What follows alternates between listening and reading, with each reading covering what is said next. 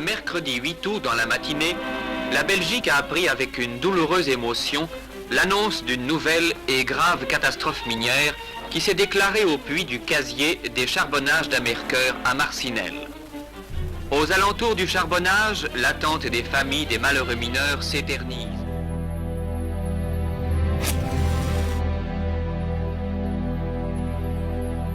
J'arrive au bois du casier et là, qu'est-ce que je vois devant les grilles?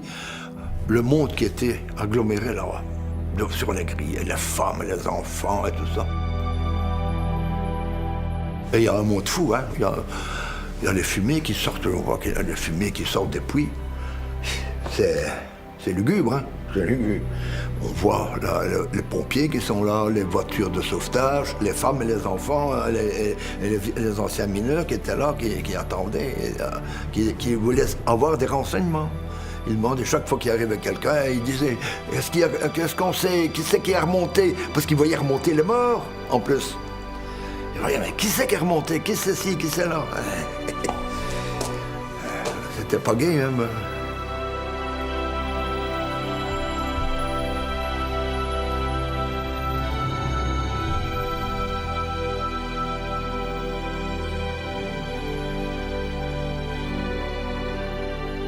Et donc les familles sont arrivées ici, ont accouru ici derrière cette grille, mais jamais on ne les a laissés rentrer sur le site.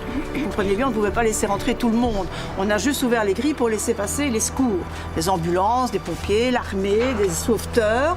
Et donc ces familles ont attendu pendant 15 jours, ici derrière ces grilles, pour avoir le moindre petit renseignement concernant les époux, les pères, les frères qui étaient descendus ce jour-là pour prendre leur service.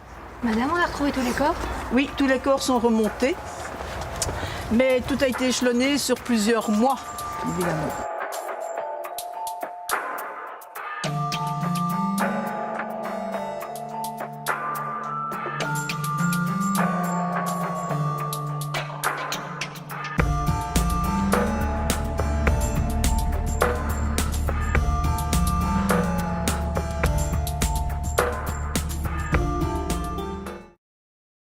Quel âge est-ce que tu as, toi? 5 ans. Tu t'appelles comment? Orlandina. Orlandina, comme ton papa. Oui, Où est-il, ton papa? dans le cimetière. Il est mort? Oui, Il est mort où ça? Quand ça? dans le catastrophe du casier. Je suis très fière de mon prénom parce que c'est celui de mon père. Au moment de la catastrophe, ma mère était enceinte de 6 mois, de moi. Donc je suis née 3 mois après, au mois de novembre. J'ai perdu 5 membres de ma famille, dont mon père. Il y a des familles qui ont implosé, la mienne a implosé. La mienne a implosé. On se pose des questions, on n'a pas de réponse. Et puis, on se tait parce qu'on sait que ça fait du mal à l'autre, que ça provoque le chagrin, ou carrément on vous l'interdit, point. C'est un sujet tabou. Donc on vit avec ça, et puis on se repose les questions, et puis on a des enfants qui se reposent les mêmes questions. Oui, mais pourquoi? Mais je ne sais pas répondre. C'est une onde de choc, mais pour les autorités, c'est une catastrophe. Comment on va indemniser les victimes? Ce sont des choses terre à terre, et je ne disconviens pas qu'il faut en passer par là. Mais d'un autre côté, on ne prend jamais compte de l'humain. C'est l'humain qui a subi cette catastrophe, qui en est la victime, et autour de lui, il y a un environnement. Et cette onde de choc, elle est multipliée par le nombre de victimes.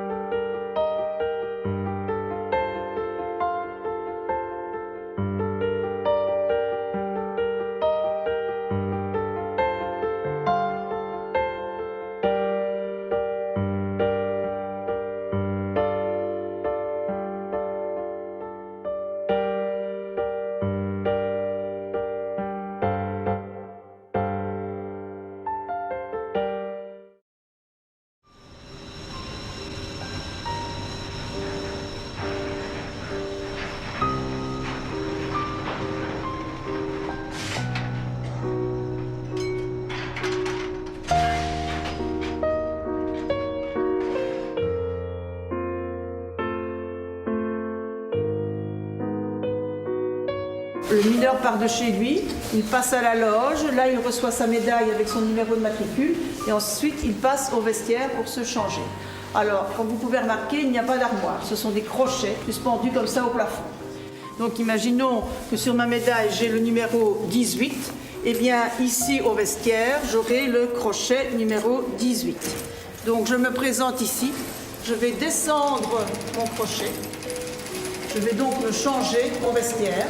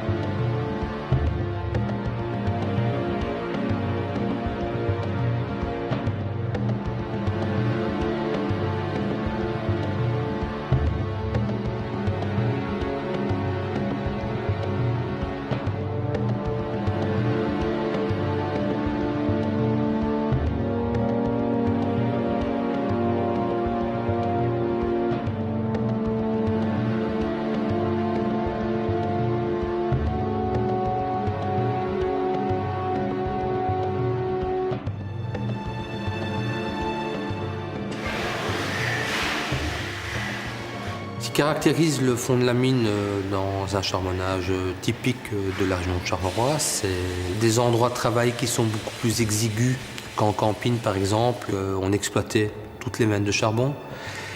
Il y a une expression qui dit « où la lampe du mineur passe, le mineur doit passer ». Donc la lampe du mineur fait à peu près 30-40 cm de haut. Donc si la lampe passait, le mineur devait passer. Donc les mineurs travaillaient couchés dans la taille.